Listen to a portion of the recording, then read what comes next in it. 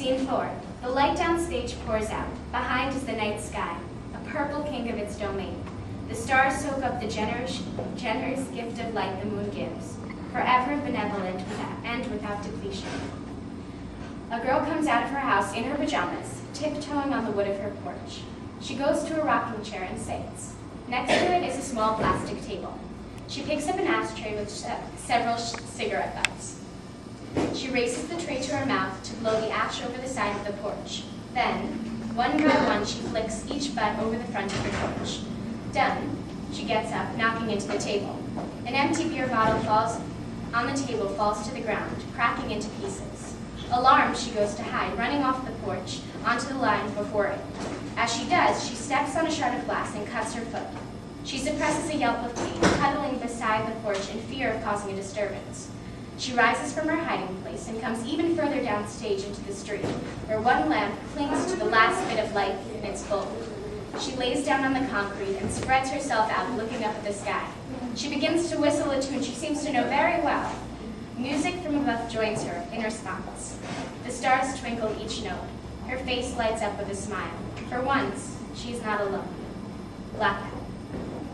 Scene 5. The night sky has grown a deeper purple. The stars shine around the moon, radiating an infinite glow with each twinkle. The velvet night has blanketed the atmosphere, still, warm, perfect. Tom and Jennifer shift, as if adjusting in their slumber. However, neither sleep. Do you think we're lucky? Now, here, at this moment in time, I feel lucky. Some time passes. Hey. For a while. I know. Jennifer rises to sit on the blanket. Will you kiss me? Is that what? Are you sure? Mm-hmm. And yes. Tom leans over to kiss her. As he leans in, she whispers, "Wait." I'm sorry. For what? I don't know. Why did you stop? I just want to remember this.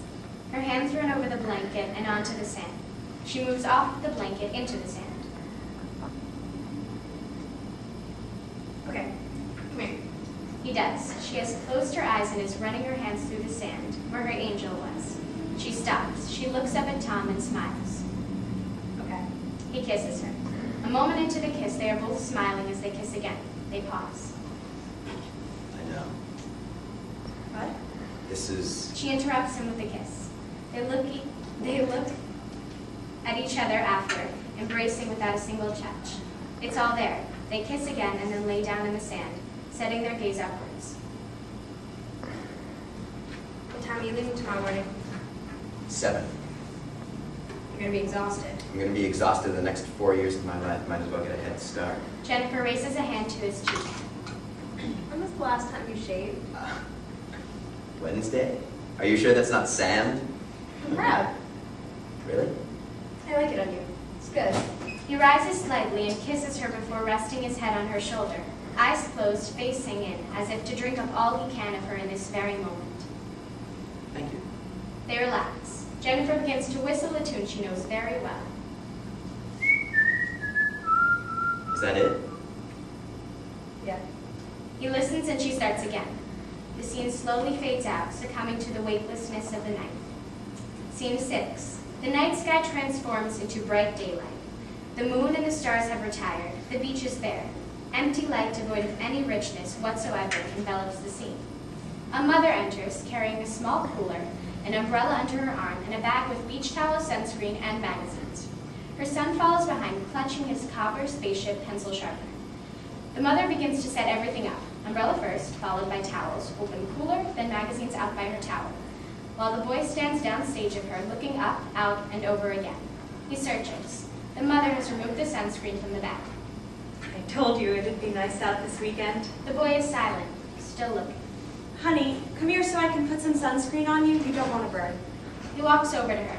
She squeezes out some sunscreen into her empty palm. I can do it. I already started, babe. Let me do it. She begins to rub sunscreen on his arms and legs. You know, the older you get, the less you need me. He is silent. The less things for me to do for you. He remains silent. What's the matter? Nothing. Are you sure? He nods. You'd tell me if something was bothering you, right? He nods. Okay, hon. Turn around so I can get your face. You don't have to. You'll get burnt, honey. I'm not going to stay in the sun. Well, better safe than sorry. Turn around. He does so, and she begins to apply sunscreen to his face. This isn't how I thought it'd be. What, the beach? No. The sky. It's too early. It's gorgeous. What's wrong with it? I can't see anything. What's there to see? Nothing now. It's beautiful, honey. Come on, want to go down to the ocean? There's nothing to see. She rises. Come on. The sign says the water's not too cold today. Please report to guidance. Look. Thank you. At what? See? There's nothing there. In the sky. Honey, isn't that good? It's beautiful, not a cloud out. Last time it was all overcast. I don't care about clouds. At this point, she either does not know what to do to cheer him up, or she is simply tired, but she has run out of positives and sits down on her towel. He sits down on his, a heavy breath. Are you hungry? No, You sure you don't want to go get something? I'm sure. Honey, what's the matter? We're at the beach. It's a beautiful day. What's wrong? It's nothing. Okay. I'm going to go get us hot dogs. If you don't want yours now, you can have it later. Stay here. I'll be right back. I love you. I love you too. She exits. He gets up to go and sit on the sand. He sifts through it aimlessly before setting his focus on the horizon, the empty sky. He begins to dig it as the sand collapses in on itself. He grabs his copper spaceship pencil sharpener and plunges it deep into the hole he's made before covering it over with sand. While doing so, he becomes filled with regret. He needs it. He digs it back out and sits, looking out on the empty space of the sky before him. Blackout. Scene 7. The night sky has settled into a rich, dark purple. It is a high and a calm, with each star dancing around the moon. Tom and Jennifer are still laying down. She listens to the ocean before rising to sit and look out at it. Soon, Tom rises to sit beside her.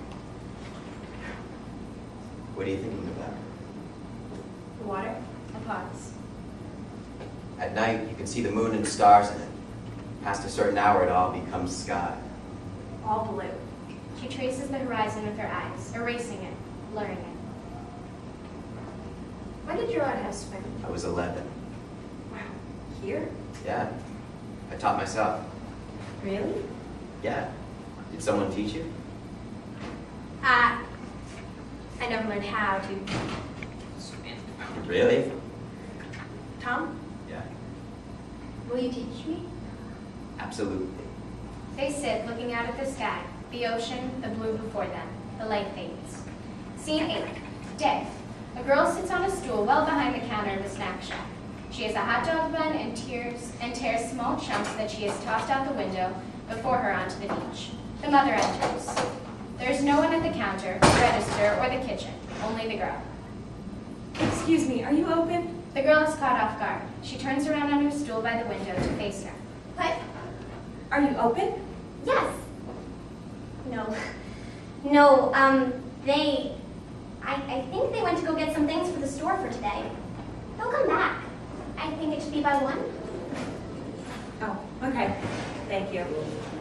Sorry. She exits and the girl turns to the window. She whistles a tune she seems to know well, but this time there is no response. Blackout.